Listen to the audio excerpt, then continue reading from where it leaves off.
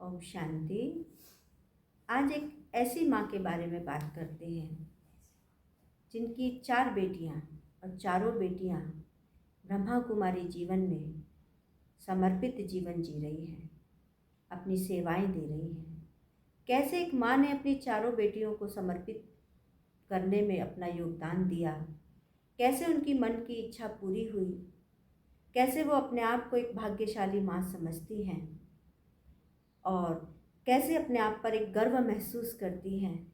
क्या है उनके पीछे की कहानी, कैसे उनकी बेटियां ब्रह्मा कुमारी बन गई, वो भी एक नहीं, 2 नहीं, 4 की 4 बेटियां बन गई और उनका पूरा परिवार इस ज्ञान में चलता है और बाबा की सेवाओं में समर्पित है। उनका बड़ा बेटा जो कुमार लाइफ जी रहा है, उनका छोटा बेटा है परिवार वाला, लेकिन वो भी बाबा के बच्चे हैं, उनके बच्चे भी बाबा के बच्चे हैं। तो ऐसा एक गृहस्थ परिवार कैसे एक आश्रम बन गया, तो सुनते हैं उन माँ की जुबान से माँ की बातें। मैं बहुत भाग्यशाली आत्मा हूँ।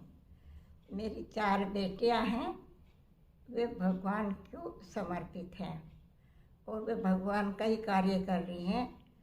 और मैं चाहती हूँ हर जन्म में मुझे ऐसी बेटियाँ मिलें जो संसार का उद्धार करें। हमारा भतीजा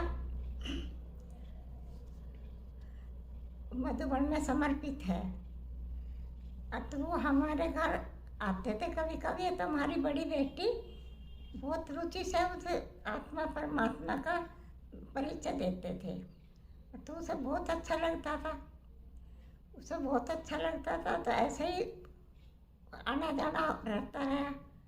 फिर हमारी दूसरी बेटी थोड़ी वो भी उसमें सुनने लगी, उसे भी अच्छा लगने लगा। तो हमें बहुत अच्छा लगता था जब सूरज भाई हमारे घर आते थे और ये सब सुनाते थे, तो हमें बहुत अच्छा लगता था। तो हमारे घर में 5 पीढ़ियों से कोई कन्या का जन्म नहीं था। फिर हमारे घर में 4 कन्या का जन्म हुआ। तो हमारे परिवार ने बहुत अच्छा माना, बहुत भाग्यशाली घर माना, बहुत अच्छा लगा। तो खूब पढ़ाई लिखाई खूब करने लगे, खूब अच्छे से बोल रहा उसमें। फिर बड़ी बेटी बड़ी होगी तो उसकी शादी की सोचने लगे। तो बड़ी बेटी ने इनकार कर दिया, मुझे शादी नहीं करानी है, कभी नहीं करानी। तो हमारे घर में बहुत फिर विघन पड़ने लगे, बहुत लड़ाई झगड़ा रहने लगा। तो हमारे युगल जो थे वे नहीं चाहते थे हम अपनी लड़कियों की शादी नहीं करें, वे चाहते थे हम अपने बच्चों की शादी करेंगे। अच्छा, वे नहीं चाहती थी। तो ऐसे ही फिर दिल्ली एक प्रोग्राम था बहुत अच्छा। तो सूरज भाई ने हमें उसमें बुलाया।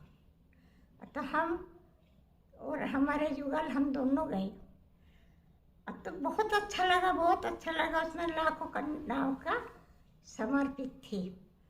तो इतनी सुंदर लड़की, इतनी सुंदर हेल्थी, और मुझे उन्हें देख के ऐसा लगा अगर हमारी भी कन्या आज ऐसी हो जाए तो मैं कितनी भाग्यशाली आत्मा हूँ।